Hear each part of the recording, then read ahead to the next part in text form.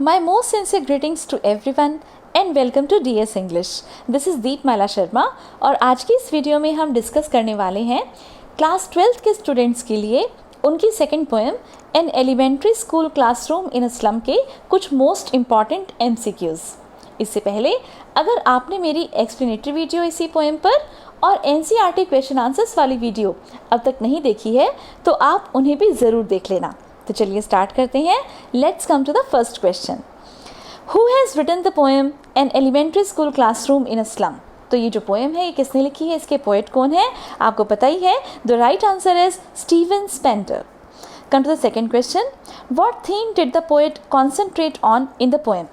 इस पोएम में पोएट का थीम क्या है, किस थीम पर बात कर रहे हैं poet? We know the right answer is option A, that is themes of social injustice and class inequalities, यानी कि सामाजिक अन्याय और जो क्लास यानी कि वर्ग भिन्नता है मीन्स अमीर गरीब ये सब जो क्लासेस बनी हुई हैं डिफरेंट और सामाजिक रूप से सब लोग समान नहीं हैं, इन सब बातों के बारे में ये पोएम बात करती है। Come to the next question. What does the poet portray in the poem? Poem में पोएट क्या पोर्ट्रे करना चाहते हैं? तो देखिए पोएम में पोएट पोर्ट्रे करना चाहते हैं option D, the plight of young children in the slums, कि जो छोटे बच्चे हैं उनकी कितनी बुरी परिस्थितियां होती हैं एक स्लम एरिया में, झुग्गी झोपड़ियों में रहने में। Next question. What does the poet compare in the poem? Poet जो है वो किन दो चीज़ों को कंपेयर कर रहे हैं? तो we know the right answer is option D, that is rich haves and poor children have nots, की रिच और पुअर लोगों के बीच में कॉन्ट्रास्ट प्रेजेंट किया है, इन दोनों के बीच में कंपैरिजन प्रेजेंट किया है पोएट ने इस पोएम में। ऐसे लोग जिनके पास बहुत कुछ है और ऐसे लोग जिनके पास कुछ भी नहीं है। What kind of life do the children living in slums have? Slums में रहने वाले जो बच्चे हैं वो किस तरह का जीवन जीते हैं? The right answer is hopeless and full of struggle. उनका जो जीवन है वो पूरी तरह से डेस्पेयर यानी कि निराशा से भरा हुआ है, होपलेसनेस से भरा हुआ है और संघर्षों से भरा हुआ है। What does the poet compare the color of walls with?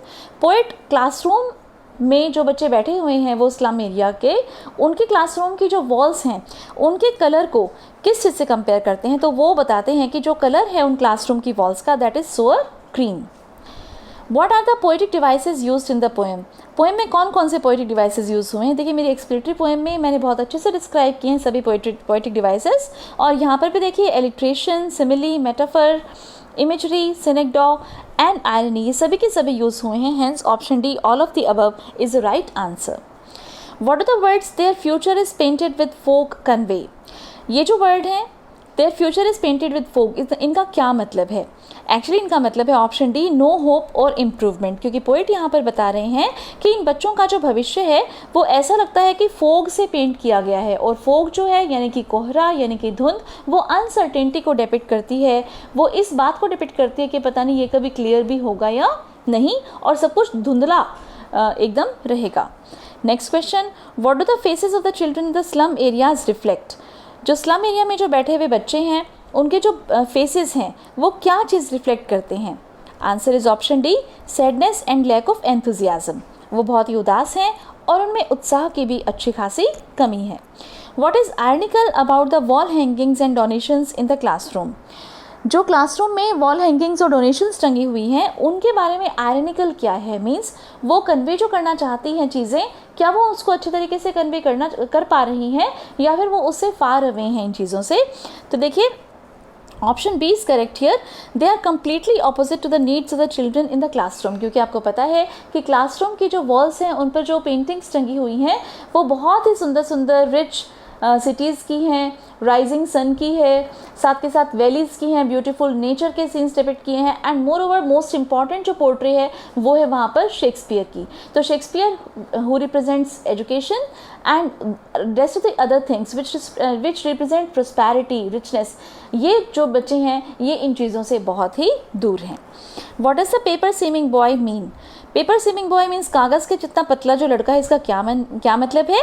Option B is correct, was as thin as a sheet of paper, कि वो इतना पतला है जितना कि sheet of paper. What is a tree room in the poem? Tree room जो है poem के अंदर वो क्या है? Option B is correct here, a room on a tree where squirrels play. तो ये इस तरह का एक रूम होता है, एक तरह का स्पेस होता है ट्री के अंदर जहाँ पर कि गिलहरी जो है वो खेलती हैं। What do catacombs signify? यहाँ पर कैटाकॉम्स का क्या मतलब है?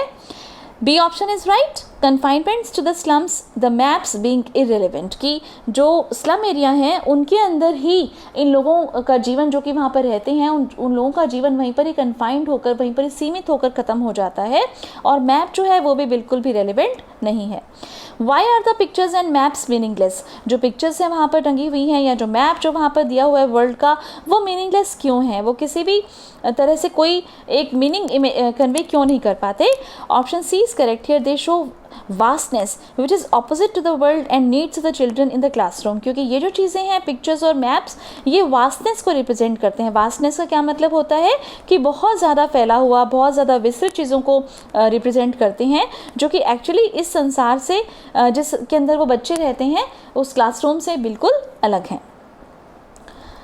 How can powerful people help the poor children, जो शक्तिशाली लोग हैं वो गरीब बच्चों की मदद कैसे कर सकते हैं। Option C is right here, by bridging gaps of inequalities and injustice, कि वो अगर ये जो असमानताएं हैं उनके बीच में या जो अन्याय की जो भावना है इसको अगर ख़त्म कर दिया जाए तो जो पावरफुल पीपल हैं वो पुअर चिल्ड्रन की हेल्प इस तरीके से कर पाएंगे। What is the poem describe, poem क्या चीज़ डिस्क्राइब कर रही है। Option A is right here, a classroom in a slum area, poem जो है वो a classroom in a slum area को डिस्क्राइब कर रही है। What is the poet wish for the children for the slums, जो पोएट हैं वो बच्चों के लिए क्या चाहते हैं। तो देखिए यहाँ पर मैं आपको बता देती हूँ, option D is right here, क्योंकि see how he wishes them to be happy and healthy, yes of course, he wishes a good change for them, yes he wishes, and he wants them to enjoy the bounties of nature, yes the poet also wants them to enjoy the bounties of nature। तो यहाँ पर जो right answer है वो है all of these। Come to the next question, far far from gusty waves these children's faces, like rootless weeds the hair torn round their pallor, what do these words express। देखिए ये starting के words हैं तो ये क्या represent करते हैं, let's see। they represent poor plight of the slum children, कि ये जो बच्चे हैं इनके जो faces हैं ये बिल्कुल रूटलेस वीड्स की तरह से हैं, ऐसे खरपतवार की तरह से हैं जो एकदम जड़ से उखाड़ दिए गए हैं, और उनके पेल फेस के ऊपर येलो कलर के पीले रंग के चेहरे के ऊपर जो हैं वो जो वीड्स हैं खरपतवार की तरह से उनके जो बाल हैं वो बिखरे हुए हैं, और इस तरह से हमें ये पता चलता है कि ये जो बच्चे हैं काफ़ी गरीब हैं, राइट, इनकी जो कंडीशन है वो काफ़ी पुअर है। और फार फार फ्रॉम गस्टी वेव्स का ये मतलब है कि अगर मान लीजिए हम जोश की बात करें, गस्टी वेव्स का मतलब है बहुत ज़्यादा जिसके अंदर एनर्जी हो, तो these all childrens faces they lack energy, right. Why is the head of the tall girl weighed down, जो एक लंबी सी लड़की बैठी हुई है उसका सिर नीचे क्यों झुका हुआ है।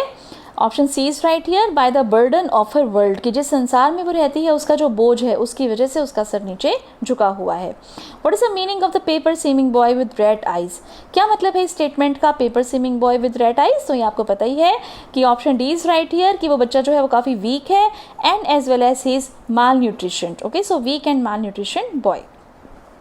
What kind of look do the faces and hair of the children give, जो बच्चों के जो faces हैं या जो उनके बाल हैं वो किस तरह का लुक दे रहे हैं।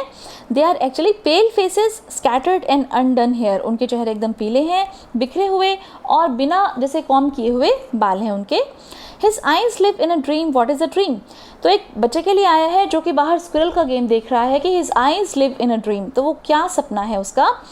Dream of better times with games and open spaces, option D is right here, कि वो सोचता है कि कभी तो उसका भी समय अच्छा आएगा, वो भी बाहर जाकर खेल पाएगा, खुले में घूम पाएगा। Who was sitting at the back of the dim class, जो क्लास है उसके अंदर पीछे अंधेरे से में कौन बैठा हुआ है। Option D is right here, a young boy.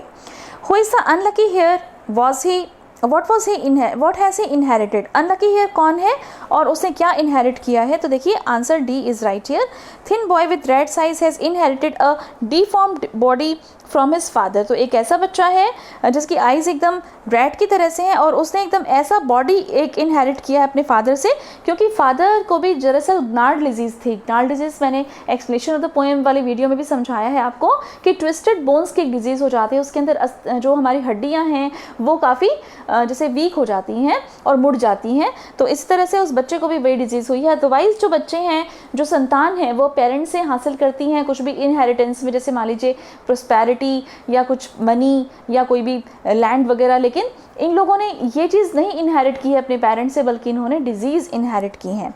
What is a stunted boy reciting? जो स्टंटेड बॉय है वो क्या रिसाइट कर रहा है? Yes, he is reciting, answer D, a lesson from his desk. What is the colour of the classroom walls? Point out. जो classroom की जो वॉल्स हैं उनका जो कलर है उससे क्या पता चलता है कि किस तरह का कलर है? हमें ये तो पता ही है कि वो सोर क्रीम कलर है, लेकिन that depicts the poor condition of the slum. What is the expression open handed map show? ये जो एक्सप्रेशन है ओपन हैंडेड मैप, ये क्या डिपिक्ट करती है?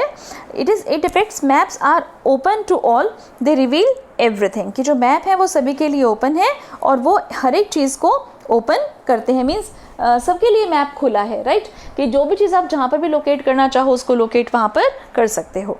Awarding the world it's word, what do these words express? Answer is option D, the world belongs to the rich। कि ये दुनिया जो है वो अमीर लोगों के लिए ही बनी है। In what sense are the slum children different? जो slum children है वो किस तरह से different है? Because of no access to hope and openness of the world। क्योंकि उन बच्चों के पास कोई भी उम्मीद नहीं है, they are all hopeless, and उनके पास संसार की जो openness है वो भी नहीं है। मीन्स वो चाहें तो संसार में जाकर बाउंड्रीज ऑफ नेचर को एंजॉय करें, तो ऐसा पॉसिबल उनके लिए नहीं है। What kind of future do the slum children have? जो बच्चे हैं वो किस तरह का फ्यूचर वहाँ पर जी रहे हैं? आपको पता ही है कि होपलेस है और अनसर्टेन है, क्योंकि फोक से कंपेयर किया है पोइट ने उनके जैसे फ्यूचर को, तो उनका जो फ्यूचर है that is hopeless, okay. And क्योंकि उनको कोई भी उम्मीद नहीं है कि कभी भी उनका फ्यूचर जो है वो अच्छा होगा, और अनसर्टेन, एक अनसर्टेनिटी बनी रहती है, एक निश्चितता नहीं है कि भी उनका जो लाइफ है वो हमेशा कभी इम्प्रूव हो भी पाएगी कि नहीं। What attracts the slum children? उन बच्चों को क्या आकर्षित करता है? All beautiful things like ship, sun, okay? तो जो पिक्चर के अंदर जो शिप है, सन है, स्टार्स हैं, they all tempt them, okay? They all attract them. What do the words from folk to endless night mean? From folk to endless night, इसका क्या मतलब है? Option D is right here, dark and uncertain future of slum children from birth to death. देखिए, folk to endless night का ये मतलब है, फोक का तो मतलब है कि भी अनसर्टेनिटी है यहाँ पर, ओके। एंड मोर ओवर फोक का ये भी मतलब है कि वो बिल्कुल भी क्लियर नहीं है, राइट, धुंधला। लेकिन नाइट का क्या मतलब है कि शुरू से लेके आखिर तक हमेशा ही उनका जो जीवन है वो अंधेरे में रहेगा। Their life will be full of struggles, their life will be full of darkness. तो जन्म से लेके मृत्यु तक उनका जो जीवन है वो इसी तरह से चलता रहता है, वो कभी भी ठीक नहीं हो पाता। Mention any two images used to explain the plight of the slum children. कोई भी दो इमेज जो इन बच्चों की कंडीशन को डिपिक्ट करने के लिए पोइट ने यूज़ करी हैं वो बताइए। तो that is foggy slums and bottle beads on stones. Foggy slums बताई हैं पोइट ने, and more over bottle beads on stones, in images को यूज़ किया है। What blots the maps of the slum children? उनके जो मैप्स हैं उनको क्या चीज़ ऐसी है जो ब्लॉट कर देती है? मीन्स शेमफुल, जो कोई जैसे मान लीजिए ब्लॉट्स हैं, हम कहते हैं ना, जैसे कि मान लीजिए काली स्याही के रूप से काम करती है, दैट इज़ डर्टी स्लम्स। क्योंकि बच्चों के जो मैप्स हैं उनके ऊपर क्या है, they live on dirty slum, they live in dirty slums. What does the poet show through expressions so blot their maps with slums as big as doom? Option D is right here, the slums spell doom for the poor। क्योंकि poet कहते हैं कि जो slums है यही उनके लिए डूम है, यानी कि बिल्कुल भी अच्छी चीज़ नहीं है और यहीं पर ही जो है इनके लिए सब कुछ खत्म हो जाएगा। What do the governor, inspector, visitor in the poem depict? Poem में गवर्नर, इंस्पेक्टर, विजिटर ये क्या डिपिक्ट कर रहे हैं? They depict powerful and influential people। What have the windows done to the children's lives in the poem? जो Windows हैं वो बच्चों के जीवन में क्या भूमिका निभाती हैं? They have shut the children inside and block their growth. क्योंकि उन विंडोज़ के अंदर ही उन बच्चों का जीवन खत्म हो चुका है और उनका जो ग्रोथ है वो अब वहाँ पर रुक चुकी है। What other freedom the poet wants the slum children to enjoy? और दूसरी कौन सी ऐसी फ्रीडम्स हैं जो बच्चों को वो चाहते हैं कि पोएट चाहते हैं कि वो एन्जॉय करें? That is a freedom of knowledge, wisdom and expression. वो चाहते हैं कि बच्चे जो हैं वो नॉलेज लें, विजडम उनके अंदर हो और उनके अंदर एक्सप्रेशन आए। क्योंकि लास्ट लाइन आपको पता है, history theirs whose language is the sun. तो सन में जो भी खास बातें होती हैं, क्योंकि सन जो है that depicts brightness, that depicts strength, okay. Sun से ज़्यादा पावरफुल स्टार जो है वो इस पूरी की पूरी कायनात में नहीं है। तो जो पोइट है वो भी इन बच्चों के लिए यही चाहते हैं कि उनमें भी नॉलेज हो, विजडम हो और एक्सप्रेशन हो, so that they can do something significant in their lives. What does the expression break or break open suggest? Barriers of dirty environment must be broken. break or break open का ये मतलब है कि जहाँ पर ये बच्चे रह रहे हैं वो स्लम एरिया जो है वो कभी तो उनके लिए टूटे और वहाँ से बाहर निकल के जाएं. What does the poet want?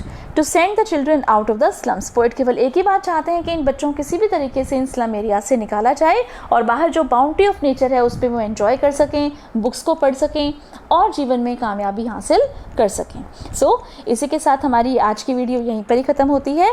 अब तक अगर आपने मेरे चैनल को सब्सक्राइब नहीं किया है तो इसे सब्सक्राइब ज़रूर कर लेना और ये वीडियो अगर आपके लिए हेल्पफुल रही हो तो आप इस वीडियो को लाइक भी कर देना. Thanks a lot for watching. See you in the next video. Bye bye.